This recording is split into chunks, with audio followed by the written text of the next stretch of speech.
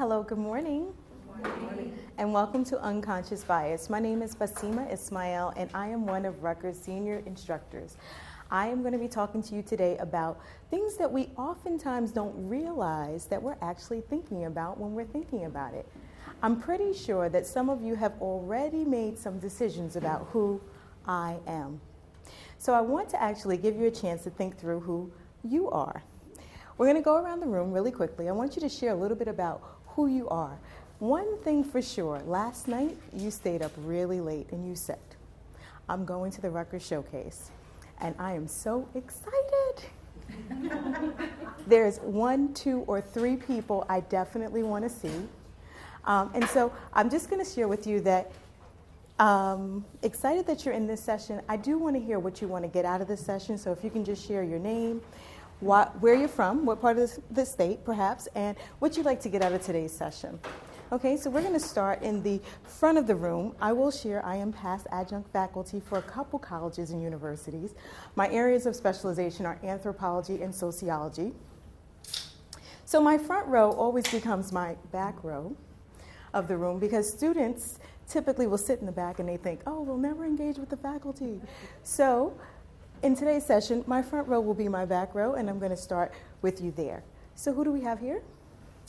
My name is Debbie Whalen. I'm Director of Talent Management in HR for Central State Healthcare System. Great. Freehold, New Jersey, Central. This is my 5th showcase. Nice. And being put on the spot, I would say I want to know what I don't know. Oh, great. So like general information, I could pretty much tell you almost anything and be winning, which is great. We always have one of those folks that's in the workshop or in the session. So because we're only here for 20 minutes, I did have to try to do that intro so you get a feel for how it might look at your organization.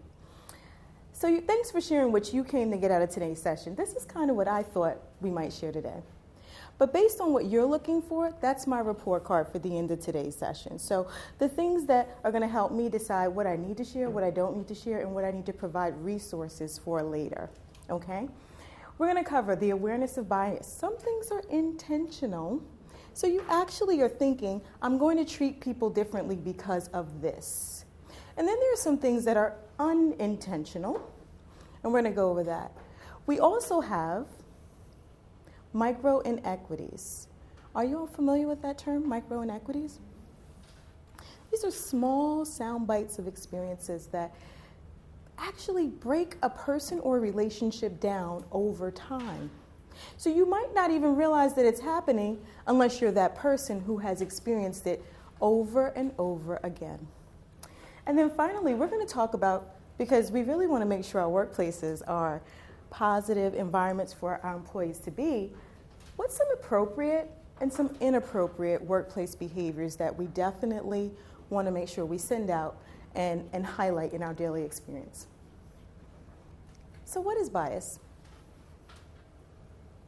When you think about this term, what comes to mind? What do you think about? Bias, yes. Did I see you were responding? Oh, no? Not me, wrong workshop. Okay, got it. Not a problem. Yes? I think it's an opinion that's formed based on messages or how you're taught. Yeah, so the social cultural anthropologist in me says it's cultural, right? So it's what I learned. It's experiential. It's something that's been passed down from experiences that I've had over time. Good. When you think about bias, what else comes to mind? What are some differences? Differences.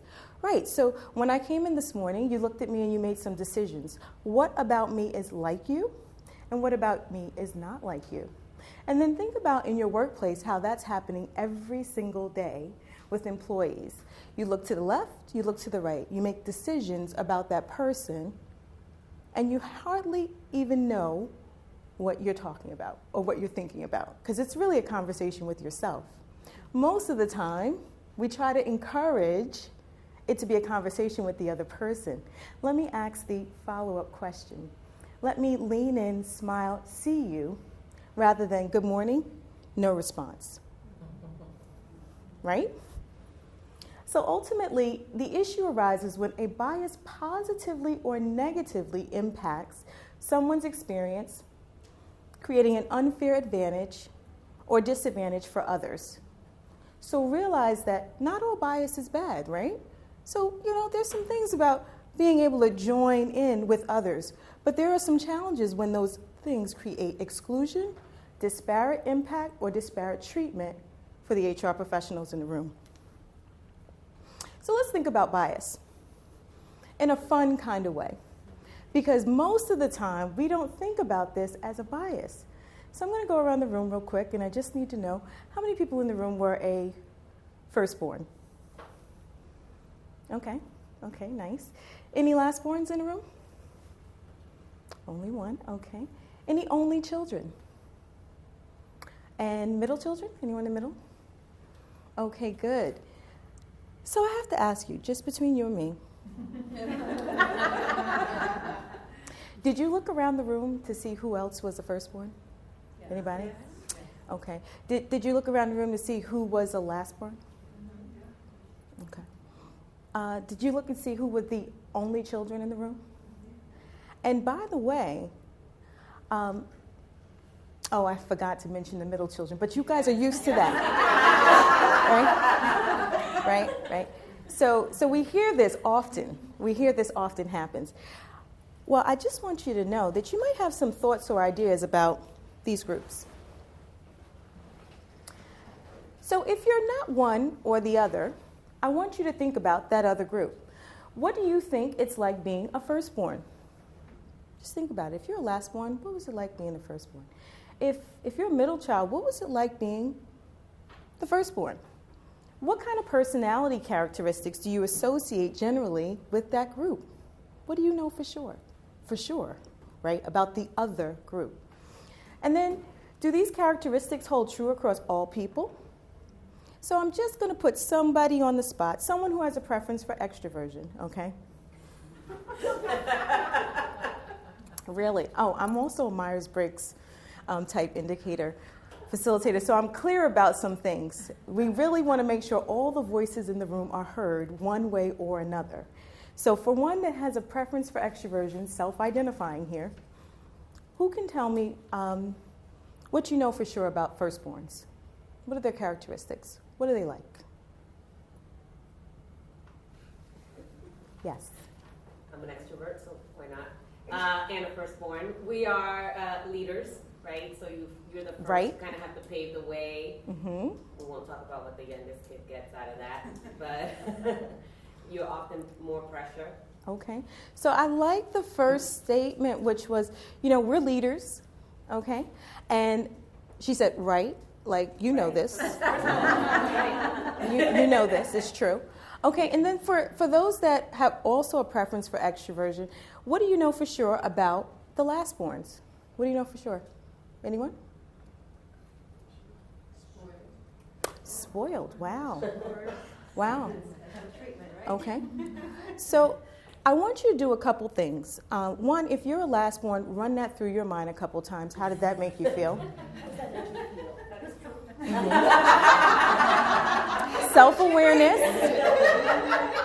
Self-awareness is good. Especially because there's a 19-year difference between me and my brother and 23 years between me and my sister, so I was really the baby. Wow. So there's So perspective. almost like an only child. Yes. So thanks for bringing that caveat up, because the thing about these groups is that there's diversity within the group, right? So how about a session where the most senior person in the room, the most genetically, biologically senior person in the room is saying that they are the youngest? How does that shake out in the mindset, right? I want you to realize that all those things that we said, and many people laughed in agreement, and there was kind of like some commonality, you were stereotyping. Doesn't feel that good, does it? When we change the category from birth order to race. Okay? Now I'm going to give you a quick little scenario about unconscious bias. Just right now, you have a pen, you have paper. I want you to write this down. Easy one. You have a bat and a ball, The bat costs $1 more than the ball. The bat and the ball cost $1.10. The bat and the ball together cost $1.10. What was the cost of the ball?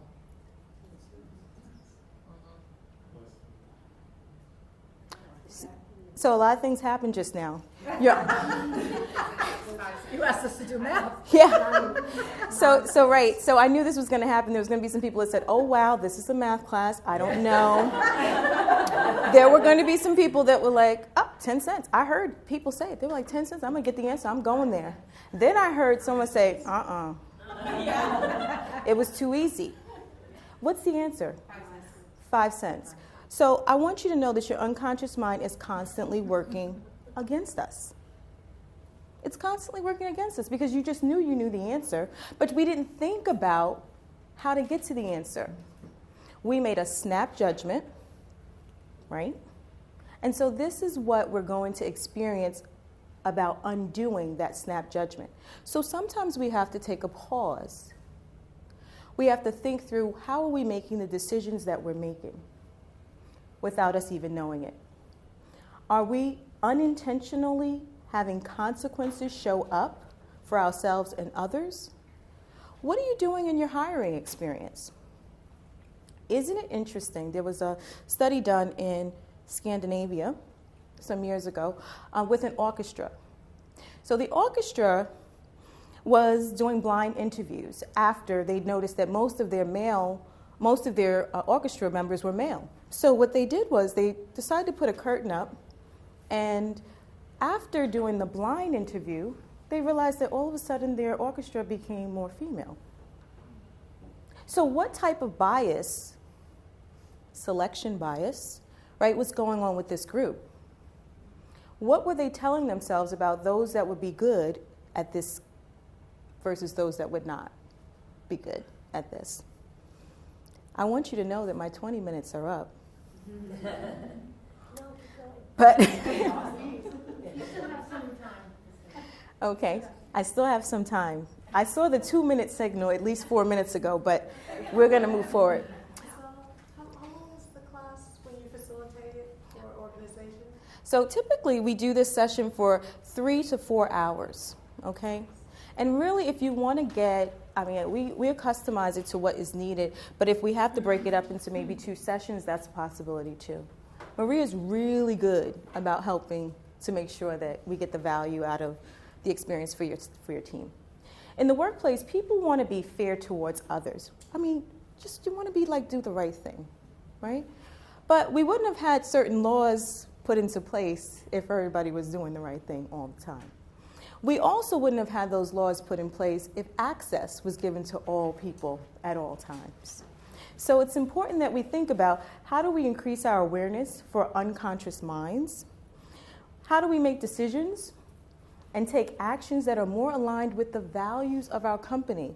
Most of the time when I'm coming out to meet with your groups, I'm asking, what's your diversity policy look like?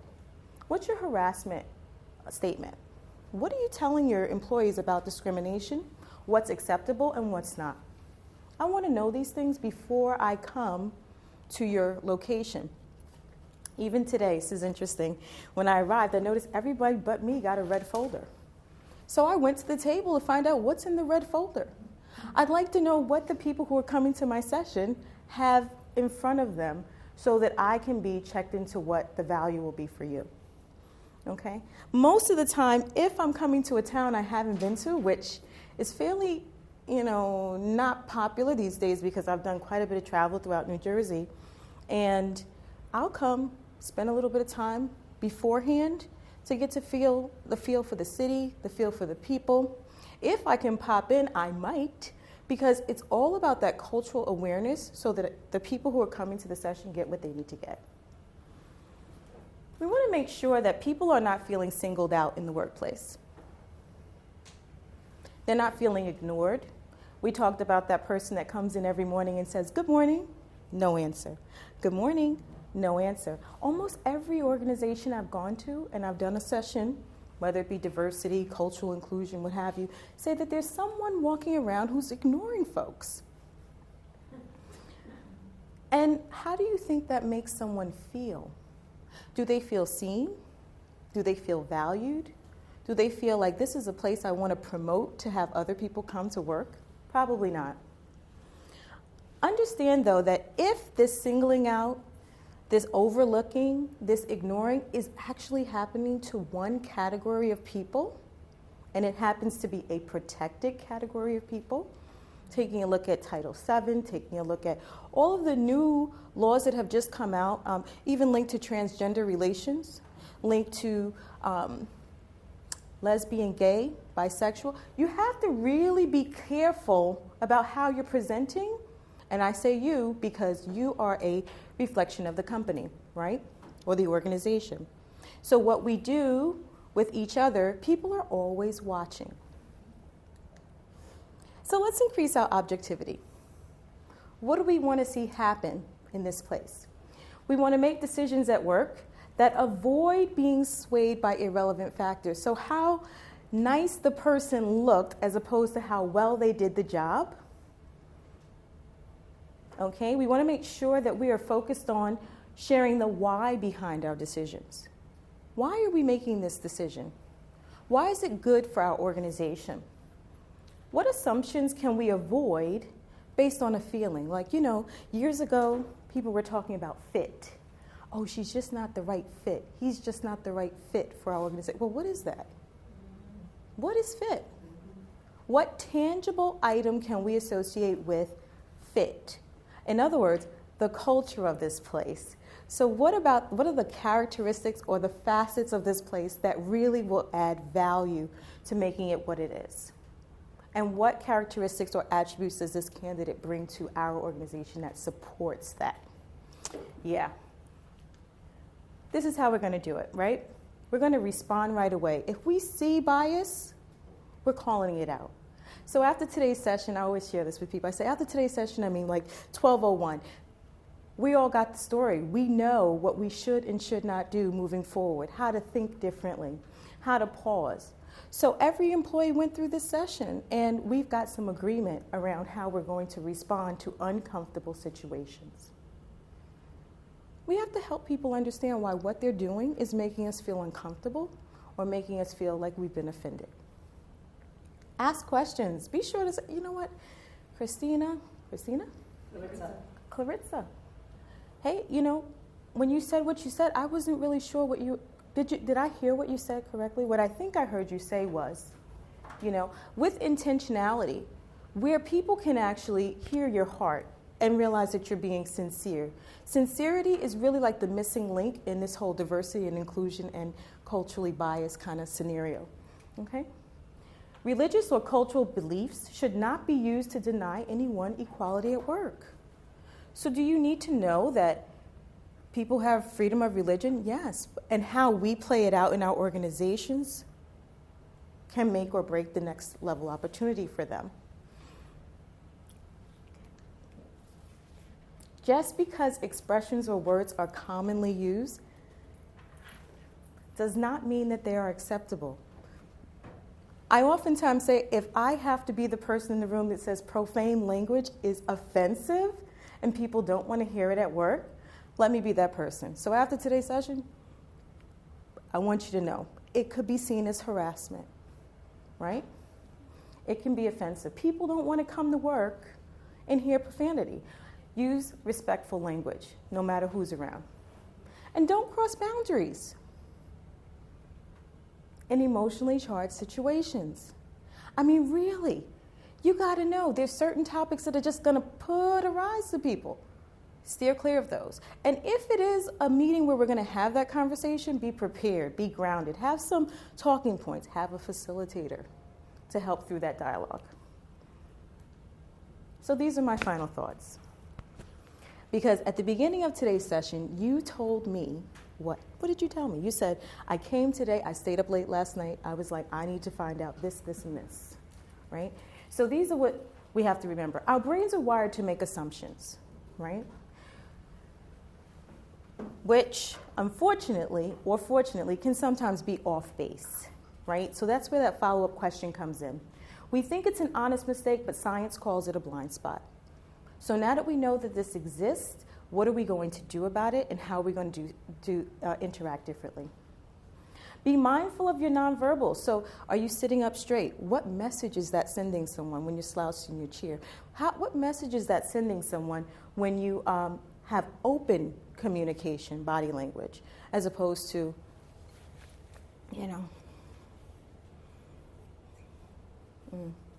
You think that makes the person feel like they want to come talk to you or approach you? Oh, I have an open door policy, but when you walk in, this is how I'm sitting. Yeah. Unconsciously, right, this could be like a micro-inequity. Your arms were like this before, somebody walked in the room, but when that one person walked in the room, all of a sudden it was like this.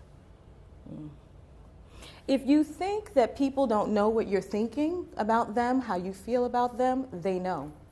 There are no surprises. #MeToo, by the way. It's a new day in the workplace, 2019. There is no privacy, okay? And this space, even though it's sort of like a, it's like not too black, it's not too white, it's kind of a gray space, it could be up to interpretation. It's even more of a challenge, right? Be mindful of those nonverbal communications. Consider how people are seeing or perceiving what's happening. This is really important because it's through the lens of those that have received your interaction, not what you intended, not what someone thought. I didn't think. You really have to think about who is around, who's observing, who's watching. And we can't change unconscious bias, but we can change how we project and interact with others. And it's true. Did we increase your awareness of bias just in this short time? Yes. Right?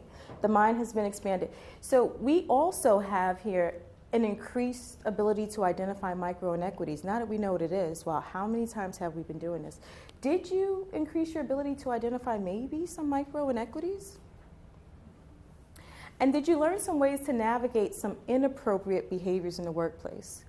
So thinking about asking that follow-up question, like what did I think I might have seen or heard, as opposed to, let me just go with what I think. Thank you.